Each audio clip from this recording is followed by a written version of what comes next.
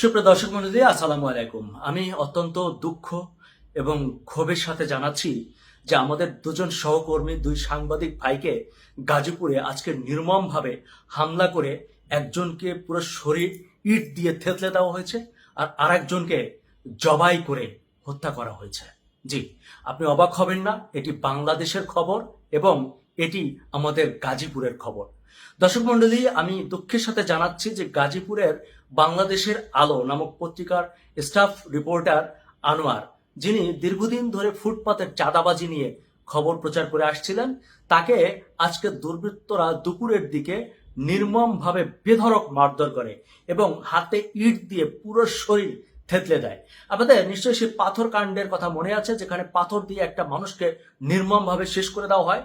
ঠিক তেমন ঘটনা ঘটেছে আজকে এক সাংবাদিকের উপরে, যেটি পুলিশ দাঁড়িয়ে দাঁড়িয়ে দেখছিল খুব কাছ থেকে।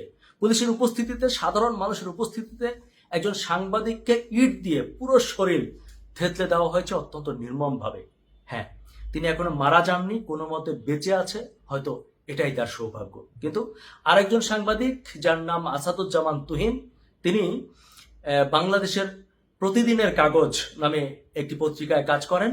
তিনি স্টাফ রিপোর্টার গাজীপুরের। সন্ধ্যার পর চান্দনা চৌরাস্তা মসজিদ মার্কেটের সামনে একটি চায়ের দোকানে তিনি চা খাচ্ছিলেন। তার পরপরই কিছু সন্ত্রাসী সেখানে আসে এবং তাকে এলো পাথারি কোপাতে কোপাতে এক সময় যখন দেখছে যে সে এখনো মারা যায়নি, তখন তাকে নির্মমভাবে জবাই করা হয়।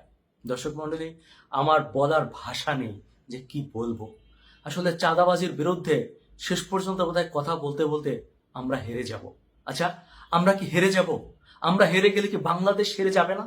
যে মানুষগুলো চাঁদাবাজি নিয়ে কথা বলে তাদেরকে এভাবে মেরে ফেলতে হবে? আমার মনে হয় যে চাঁদাবাজরা টার্গেট করেছে যে সাংবাদিকদের কারণে সারা বাংলাদেশে চাঁদাবাজির খবর পৌঁছে যাচ্ছে, তাই তো সাংবাদিকদেরকেই শেষ করে দিতে হবে, এমন পরিকল্পনা হতে নিয়েছে।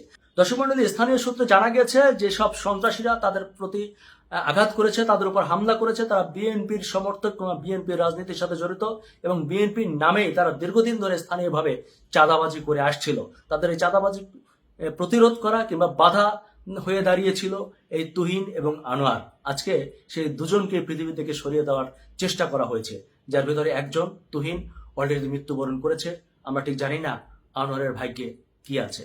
দর্শক, চাঁদাবাজির রিপোর্ট করতে গিয়ে প্রায় আমিও হামলার শিকার হই এবং প্রায় প্রতিদিন কিংবা কদিন পর পরেই বিভিন্ন হুমকি ধামকির শিকার আমাদেরকে হতে হয়। আমরা জীবনের ঝুঁকি নিয়ে যারা কাজ করি, দেখুন না তাদের শেষ পরিণতি কি হয়। হয়তো এরপরে তদন্ত কমিটি করা হবে, তাদের বিচারের আশ্বাস দিবে রাষ্ট্র, তারপরে কিছুদিন পরে আস্তে আস্তে সবাই ভুলে যাবে। শেষ পর্যন্ত সাফার করবে এই সাংবাদিকদের পরিবারগুলো। দর্শক মণ্ডলী, এই যদি বাংলাদেশের সাংবাদিকতার অবস্থা হয়, বাংলাদেশের সাংবাদিকতার যদি শেষ পরিণতি এটাই হয়, তাহলে এই দেশে আর কোনোদিন ভালো সাংবাদিক জন্মাবে না। এই দেশে আর কেউ সাংবাদিকতা করবে না।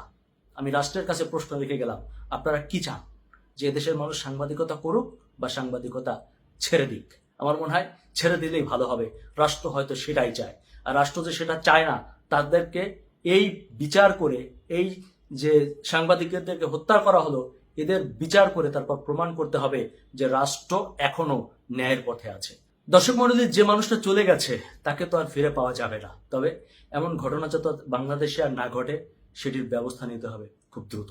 বাংলাদেশের সকল সাংবাদিকদের নিরাপত্তা দিতে হবে, এটুকুই আমার অন্তত প্রত্যাশা।